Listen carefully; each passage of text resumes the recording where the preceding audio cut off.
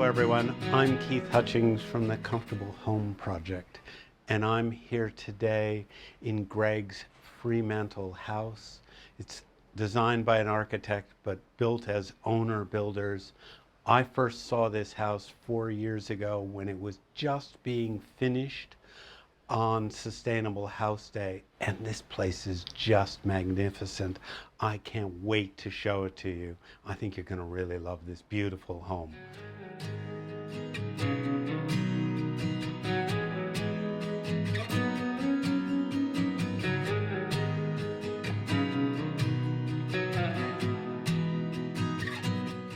We've been living on this street since 2009, and we started building this house in 2012. There's a family of 4 living here, so we've got 2 young kids, a daughter and a son, and my partner Alison. It's a nice family home. Yeah, it's gorgeous. I just can't say how much I like this house. The style of this house is very much Brian Klopper. He did some environmentally compassionate architecture from the 1970s onwards around the Freo area, and it's something that we liked. But we got sick of living in cream-walled, cream-carpeted, cream-tiled houses that were always cold in winter and stinking hot in summer. So when the opportunity came along for us to build our own place, that's why we decided to do something that was the opposite to normal. The inspiration that we'd seen and enjoying being in those other types of houses was enough for us to turn around and go, you know, we want to build something different.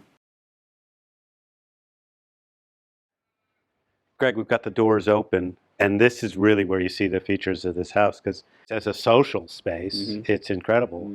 You've practically doubled the size of that room. But you've also got this beautiful space where the outside extends To the inside. to Yeah. Quite the task. There's 750 kilos of double glazed, 24 mil double glazing in the bifold doors. So achieving that as part of the project, it has a huge impact on the way that we can happily and comfortably live inside the house. But it was a bit of a technical feat getting there. What's it like here on a hot summer afternoon? On a hot summer's afternoon before the sea breeze comes in, the main living area is generally in the shade most of the time, provided we keep the house shut. At times we're about 10 degrees lower than the ambient outside temperature. So yeah, on those hot days it'll be around the early 20s to mid 20s in here. When the sea breeze comes in, we can open up the doors and the windows at the front and the windows at the back and let the sea breeze through, which is another advantage to living by the coast. What's it like on a cold winter's morning in here? It gets pretty cozy. All of our bedrooms are up in the loft, and it's generally a few degrees warmer up there. We do use the fire a little bit in the winter time, but well, it's once again thanks to that double glazing and the whole northern aspect, because our winter days, the whole room, the living room where we're sitting now and halfway up this wall is bathed in sunshine, and that's enough to warm up all of the concrete floor. In the evenings, yeah, the kids will lie down on the concrete floor there, or you can walk over there barefoot and it stays lovely and warm. And do you have any heating in the house? Apart from the fire, we have underfloor water pipes installed, but they're not in use yet. If you design the house right, you don't actually You don't need need it, that's right. Well, for us, it came down to, we put all the pipe in during construction, and then if we never use it, it doesn't really matter. In the wintertime, when we get those full-on sun days and it warms up in here, I tend to put the fans on in the evening and just create this air convection circulation, because as the heat's rising out of the concrete, it's going straight up to the thing. So just by doing that in the evenings as well. So you're just pulling the heat down off the ceiling. Just circulating it all, and just helps to heat all the masses up. I'd really love to have a little grand tour of the place. Yeah, I can take you for a look around.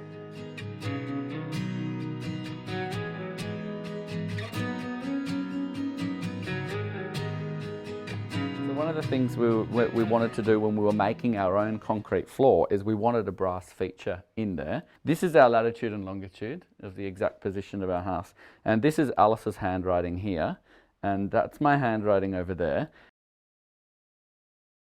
If you have a look just here, I've put clear casting resin on the inside of the shells. You can see right down into the inside of them. But yeah, we basically put the shells all the way down through this walk area here.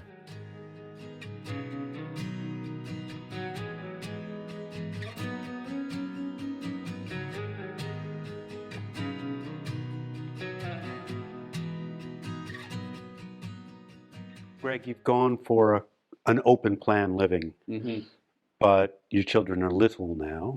So what will the plan be when they become teenagers? When we initially built this part of the house, we hadn't planned on having children, and this was going to be the study where we had our computer and our armchair in the sun.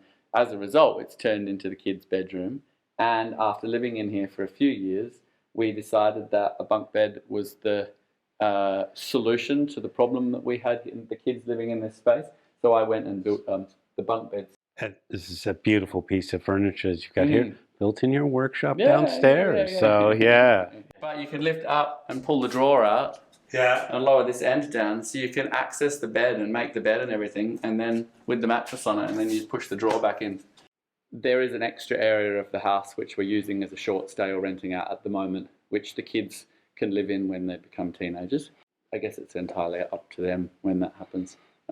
As for now, we're all just living up here.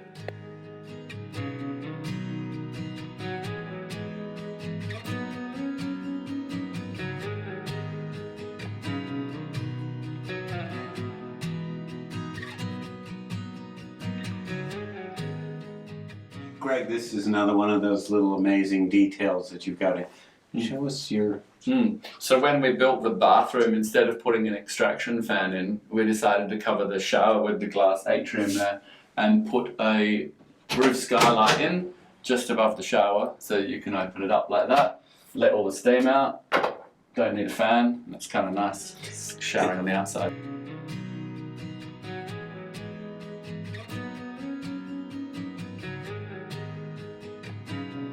Basically, our entire backyard was always in the shade in wintertime. So the first thing we discussed doing was bringing the living area of the house level with the street. Yeah. And by doing that, we're lowering the relative height of the building at the back. So the original house had a step down into it. The original house, there was a 1.8 metre drop between the front of the block and the back of the block. Yeah. So by bringing that up, the architect said to me, you're going to have like 1.2 metres of empty space underneath your house by the time we put the living room floor in place. And I was like, what do you do with 1.5 metres? If you take it to 2.1 or 2.2 metres, then you've got another whole area. So that's when I came along with the idea of putting the retaining wall in, putting the slab. We took about 150 cubic metres of dirt out of the block to be able to put the basement in, but no regrets. Oh no, you got a workshop. Yeah, you got a shed. It could have been a weird space under there, but it came down to, again, if you could do it at the time with the funds that you've got available.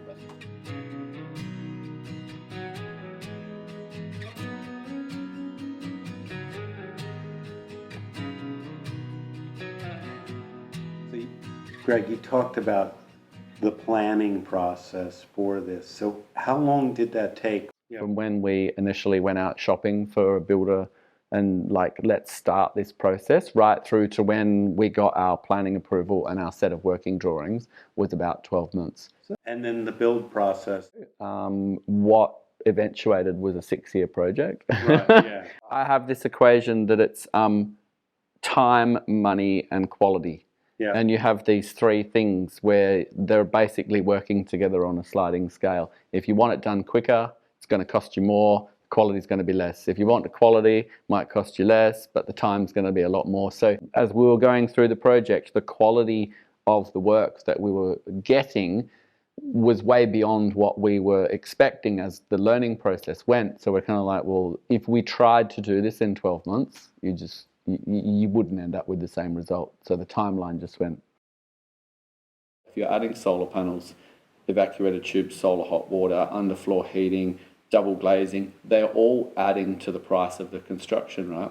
But it's that pay first and save in the future later. So all of your energy costs, all of your water catchment and saving, you've basically got to look at the payback. And sometimes it's 10 years, less than that for solar panels.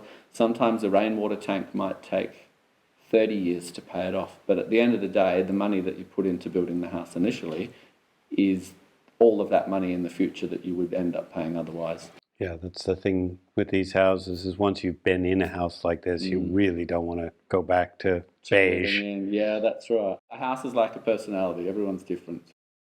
Usually I ask people what it costs per square meter, but with the really unique and incredible finishes in this house, I just don't think that question even goes into it. So we're just not gonna, you have not built to a price.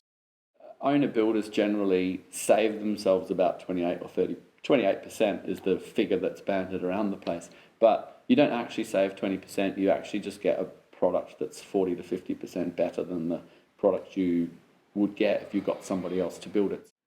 If you were going to do it all over again, is there anything you'd do differently? My answer is generally there's nothing I don't like about it. One of the reasons for that is when we worked with the architect, we already knew that we were owner building it. So we put a lot of effort into resolving everything and a lot of time studying the plans before we started building. The material version of what we created is what was in the head. So yeah, happy with it all. That planning and working through and taking the time is really an incredible process. Couldn't emphasize it more, and it's the step that people often miss the most.